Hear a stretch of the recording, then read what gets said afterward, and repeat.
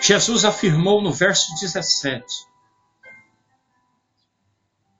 do capítulo 2 de Marcos, que os sãos não precisam de médico. Isso é a pura verdade. Ninguém sadio vai no hospital, a não ser que você seja um médico, a enfermeiro ou o trabalhador do hospital. Eu nunca, pelo menos até agora, nunca vi alguém falando, olha, eu vou lá no hospital, eu vou fazer uma consulta, eu estou sadio demais e por isso eu vou lá no hospital. Não. E muitas das vezes nós já vamos atrasados para o hospital. Muitas das pessoas morrem porque vão atrasados. Então, sãos não precisam de hospitais. Eu quero dizer para você que justos não precisam de justiça. Quem precisa de ser salvo por Deus, por Jesus, quem precisou que Jesus morresse na cruz não foram os honestos. Não foram aqueles que fazem jejum 2 vezes por semana, que são dizimistas, que são ofertantes e que são constantes na igreja. Não. Jesus morreu na cruz e padeceu uma morte cruel, sangrenta, com coroa de espinho na cabeça, por causa de gente que não prestava. É por pessoas que não prestam. É por pessoas que precisam de arrependimento. É por pessoas que precisam de alguém vivo para morrer no lugar deles. Jesus morreu na cruz, foi por mim, foi por minha causa, foi por sua causa. Agora, a coisa mais feia que nós fazemos é que depois que nós conhecemos Jesus, nós nos afastamos das pessoas que precisam daquilo do mesmo que nós alcançamos. Aí nós nos rebeliamos, nós nos excluímos de sociedades cheias de imperfeições, como se nós fôssemos os melhores e os mais perfeitos homens e mulheres da face da terra. Isso está errado.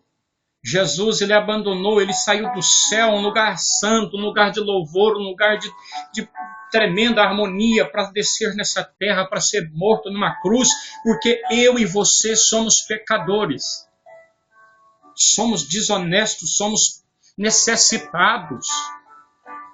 É por isso que Jesus morreu na cruz, é porque nós estávamos doentes em nossas vidas, pecaminosas, cheias de detalhes ruins, imperfeitos. Eu quero saber do pai e da mãe que amam seus filhos, que largam seus filhos quando eles se tornam pessoas rebeldes. Não.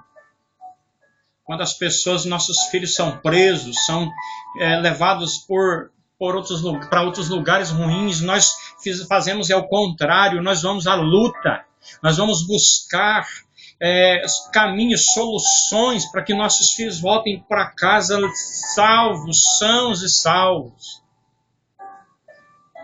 Nós somos hipócritas quando dizemos que amamos o mundo.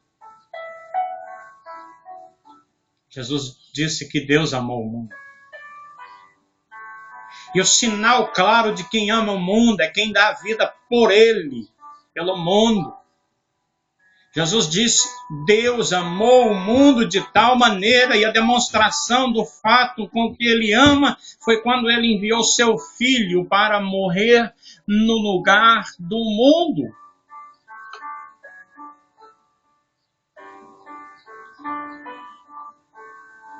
Deus está convidando você a refletir e a ser honesto com os seus pensamentos reais. Deus está convidando você nessa oportunidade para pensar direito, para pensar certo, pensar como Deus. Você nunca vai provar para Deus e para ninguém que você ama a pessoa se você é um racista. Se você é uma pessoa hipócrita, Deus está chamando você a ser gracioso como Ele foi com você. A Bíblia, o apóstolo Paulo, diz que nós não temos capacidade de aceitar Jesus. Não tem como você ter capacidade de aceitar Jesus. Não. Eu quero dizer para você, nesta hora, eu quero já terminar essa mensagem dizendo para você o que está escrito a partir do verso 9 em Romanos capítulo 3. Pois que somos nós mais excelentes? De maneira nenhuma. Pois já antes demonstramos que tanto judeus como gregos, todos estão debaixo do pecado, são pecadores. Como está escrito, não há um justo, nenhum sequer.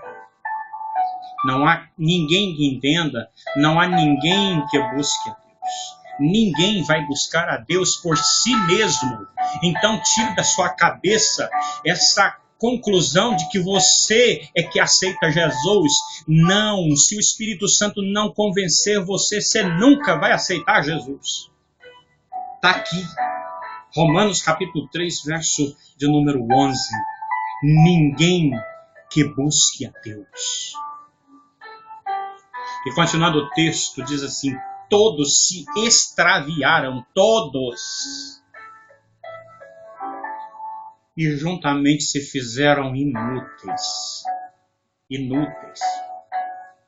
Não há quem faça o bem, não há um sequer. Se você um dia fez algo de bom, se você aceitou, ou se você moveu-se para o lugar certo, é por causa da misericórdia e graça de Deus. Coloque isso na sua cabeça. Chega de heresia.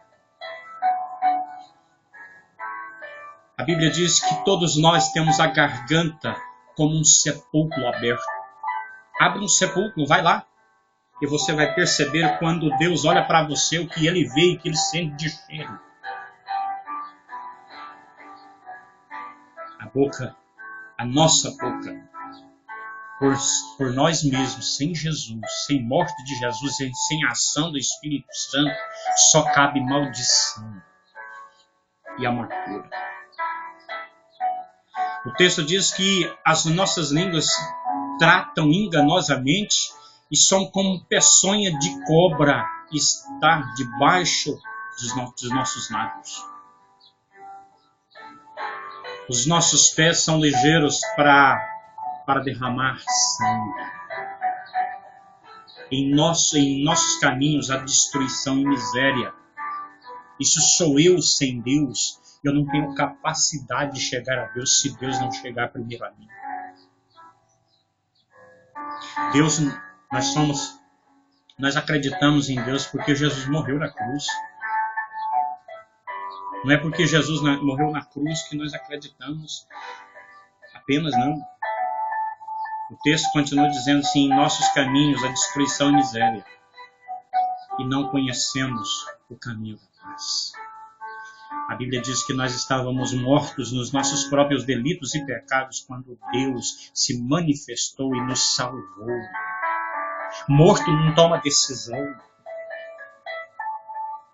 Quando Lázaro estava morto, 4 dias sepultado, ele não tomou decisão de sair do sepulcro porque Jesus estava lá perto pregando.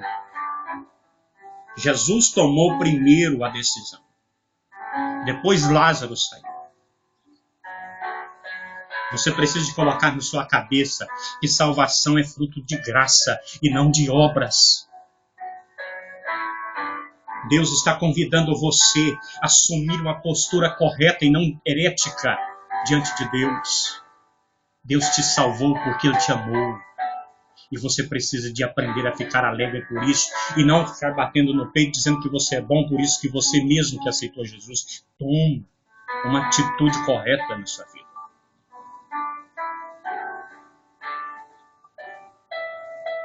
Terminando, o apóstolo Paulo diz que, ajuntando os versos da Bíblia, ele chegou a esse montante. Não há temor de Deus diante dos nossos olhos. A graça é que nos faz respeitar Deus. É o Espírito Santo, quando entra em nós, é que nos dirige a respeitar a Deus. Não é o contrário.